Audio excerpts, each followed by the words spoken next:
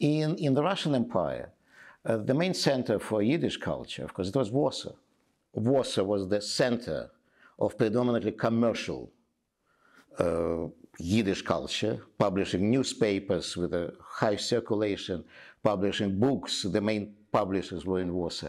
And there was a parallel kind of a development in Vilna and in Kiev.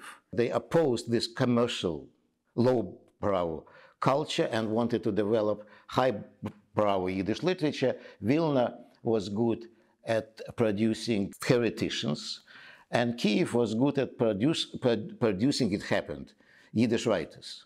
So this was a cooperation of two things. When the revolution took place and the Civil War and the Russian Empire had disintegrated, Warsaw was outside the Soviet territory. Vilna was outside the Soviet territory. So Kiev remained the main center, as simple as that. And actually, the Kiev group, it was even later called the Kiev group of Yiddish writers, they dominated Yiddish literary scene in the Soviet Union during the entire period.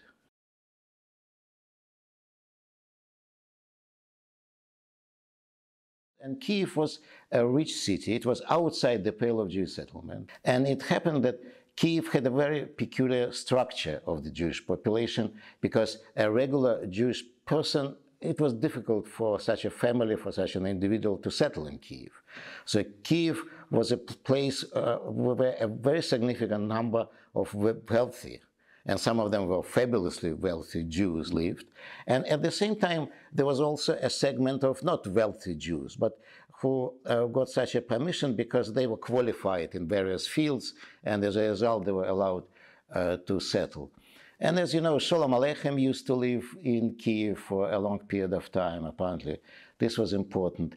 Also, in many cases, we see the following story. A rich family would were allowed to bring teachers for their children.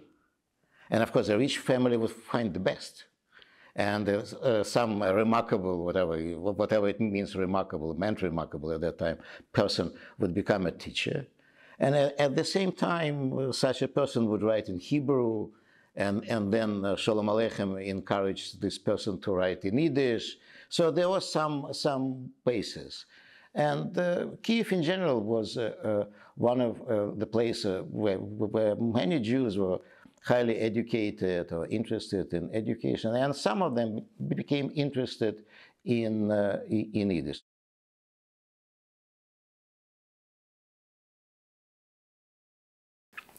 You know, first of all, I am not a great fan of the term "the night of murdered poets," because on the 12th of August 1952, 13 people were executed, and only 4 of them were poets. Yeah? And somehow to give the name to this tragic event of this murdered poet, somehow to make the other people irrelevant, yes? And I don't believe it's fair, yeah, to be honest. But in any case, what is really important is that this was the night when the 4 poets and 1 prose writer, David Belgelson, were executed, and they were the best writers. They were really the best writers, Yiddish writers, the most influential, some trend-setting writers, effectively literary celebrities. So this left a void. This left a void that it was impossible to fill afterwards. And also the events, not only of the 12th of August 1952, but in general of the persecution of Yiddish writers, because many of them, many more Yiddish writers ended up in the Gulag, in the labor camps. Yeah? The bulk of them survived, but still many of them came out really physically broken, psychologically broken, And this whole tragic development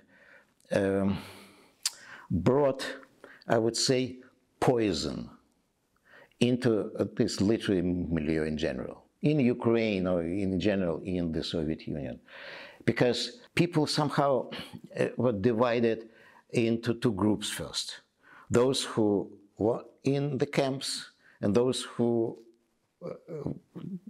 weren't arrested. So as a result, somehow it was divided. Were more important those who survived in the camps, than those who somehow were ignored by the secret police. Yeah? So this one. In addition, during the interrogations, many Yiddish writers, or some of them, I don't know exactly the number, were forced to support some accusations against their colleagues under the pressure. Yes. And as a result, Yiddish writers and this whole circle came out from this experience. He denounced me, and he denounced me. In addition, it also, of course, made them, or at least the bulk of them, careful, or maybe too careful. Let's call it careful. It was fear, of course. They came with this experience of being in danger. Yeah.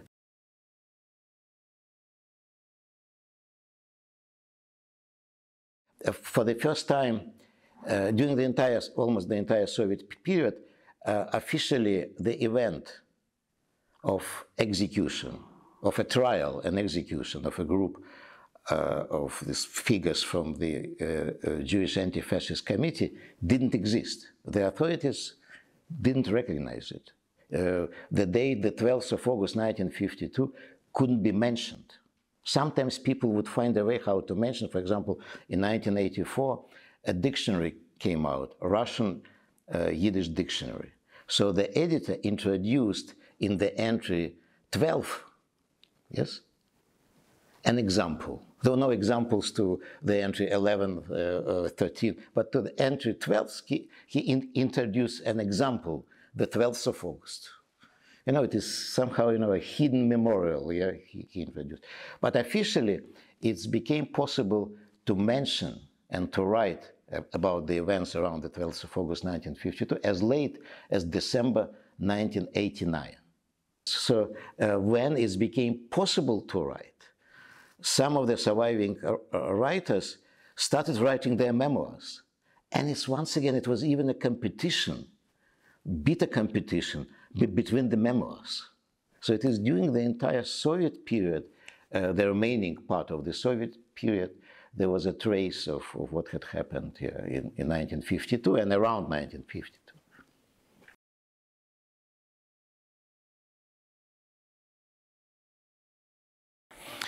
Well, I don't know exactly, because I left Ukraine almost 50 years ago, and the Soviet Union more than 30 years ago. But from what I know, unfortunately, it's minimal. It is minimal, yeah. There's some interest. Some people learn Yiddish. There are people who translate from Yiddish. Something came maybe with a revival of religious life, because quite often it's Hasidic, yes, and with some elements of Yiddish. But it's, in America, there's this intensively criticized culture of blackface, yes? And one of the cultural historians, American cultural historians, introduced the term Jew-face. And I believe it's an interesting term. This all dancing, quasi-Jewish, if it's a Jewish dance, then it's with side looks, yeah, and then doing this, the body language, whatever, yeah, yes. So this kind of performances, Yiddish songs, yeah, sometimes I find it difficult to listen to, because it's not Yiddish, it's a kind of Yiddish, yes. In any case, it's quite sad. It is quite sad, and the influence is. It is more, maybe we can compare it with Poland, where in Poland they managed somehow, or it is known how, but we don't have time to educate quite a significant group of scholars who produce very interesting stuff around Yiddish, history of Yiddish and so on. And so people seriously dealing with Yiddish. Unfortunately, not only in Ukraine, but more or less in the entire Soviet Union, this didn't happen. This didn't happen. There are no schools, academic schools dealing with Yiddish. They individuals, but it is minimal, marginal.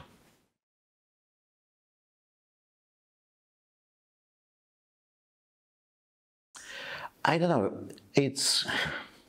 Let's leave it to scholars to do it in a few years' time. Yes, when the dust is more or less down. Yeah.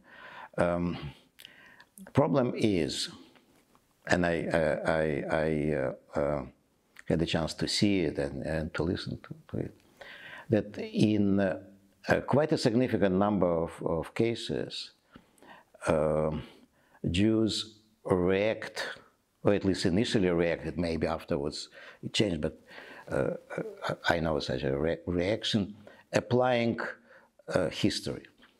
History is a dangerous stuff in general, yeah? History is important for historians, of course, and historians are always, thrilled when something related to history is being read, discussed, and so on.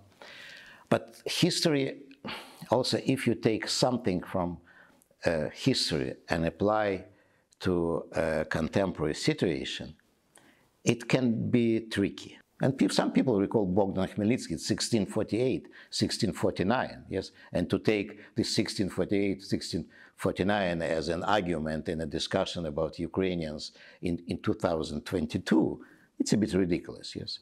Or maybe even to use the events of the Civil War and even the Holocaust, yes? Still, we're how many years we're from the end of the Second World War. People forget about the fact that the bulk of the Ukrainian population voted for a Jewish president. Yeah? Somehow they find it less important than Bogdan Khmelnytsky. Yeah? So the reaction is mixed. In addition, Sholem Aleichem, in one of his novels from the fair, in the introduction, he writes that a Jew is like a carpenter. A carpenter lives and dies, and a Jew also lives and dies. Yeah? So in this sense, a Soviet Jew, a former Soviet Jew, is first of all, or quite often first of all, is a product of the Soviet education, of the Soviet experience, of the Soviet social engineering. So it is, we don't know which of the factors played a more important role. The fact that this person is Jewish, or the fact that this person is Soviet, or post-Soviet. And quite often this Soviet identity and Soviet background is stronger than Jewishness, yes? So which part of Ukrainian or whatever Soviet Jews are on the Ukrainian side, and which part is on the side of Russia, I don't know. First of all, I don't know how to count, yes? I hope that the bulk is on the Ukrainian side, but I also know that there are people who are really quite pro-Putin, and they have their argument, and quite often, once again, Bogdan Khmelnytsky, Petlura, and all this can play a role, especially as Ukrainian Jews in Ukraine, the majority of them, were culturally more Russified. They would send their children to Russian school. Russian was predominantly the language of their families, of their education, and many of them looked at Ukrainian down. Yes, so it was a kind of a higher language, low language. But in any case, let's leave it to people who research it separately. Yeah.